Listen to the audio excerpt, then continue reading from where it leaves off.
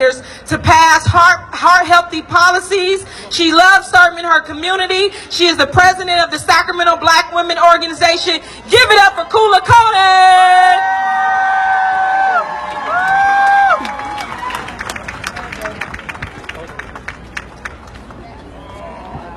How's everybody doing?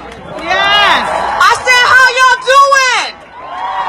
All right, that's right. We're here to talk about women's rights. And I'm here to talk about the importance of black women being involved in this fight. I stand before you today as a black woman, a former refugee, an immigrant who was undocumented, and as the auntie of Jada Lorraine over here with me, this 10-year-old girl, going on 30, I should say. So I'm here today because I want Jada to live in a world where her whole self is unleashed and she is not held back because of her gender or the color of her skin. Because you see, we as black women have to deal with both of those things.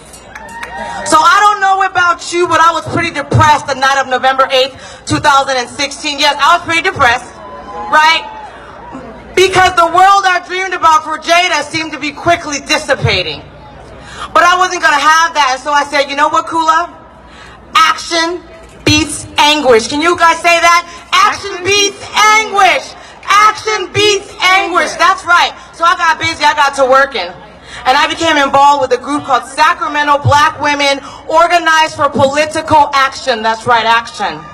So we are working to ensure that black women in Sacramento are in positions of power, that people are informed and we can tear down the systems that are built with blocks of inequality, of sexism, and of racism. So the agenda is quite simple. Here's what we want, okay? We want to keep rent prices down so women and children do not become homeless. Housing crisis is everywhere in this country, and poor people, brown people, black people are being pushed out, and that is unacceptable. And you know what else we want? We want an end to a criminal injustice system. Here in Sacramento County, we got the courthouse and the county jail right up the street over there because racial bias and discrimination exists, and black and brown people are held in disproportionate numbers in these cages.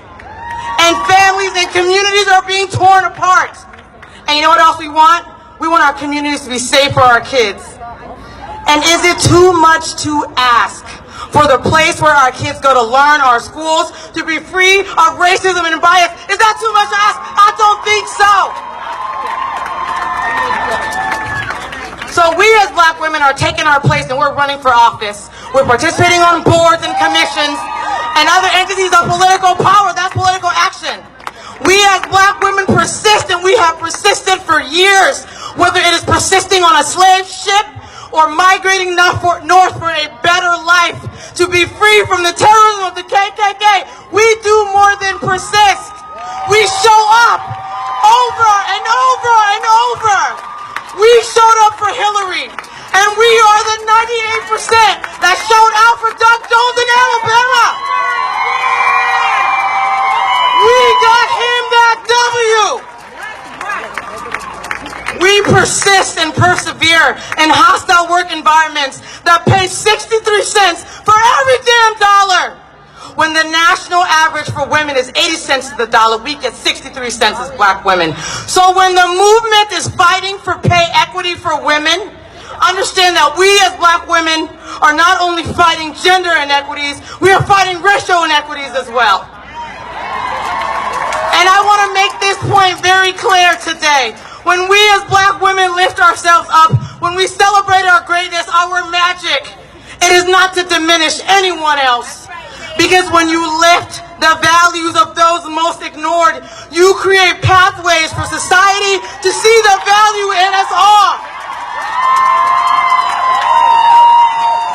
We lift ourselves up because our struggles, our desires, our beauty, our contribution, our worth have been ignored and glossed over for generations. So that's why we have to proclaim our magic.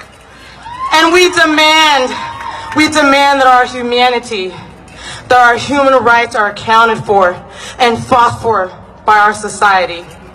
This moment's true success will rest in our capacity and our willingness to fight for all women, regardless of race, of sexual orientation, of immigration status, of biological classifications, and we can uplift the different struggles that we face.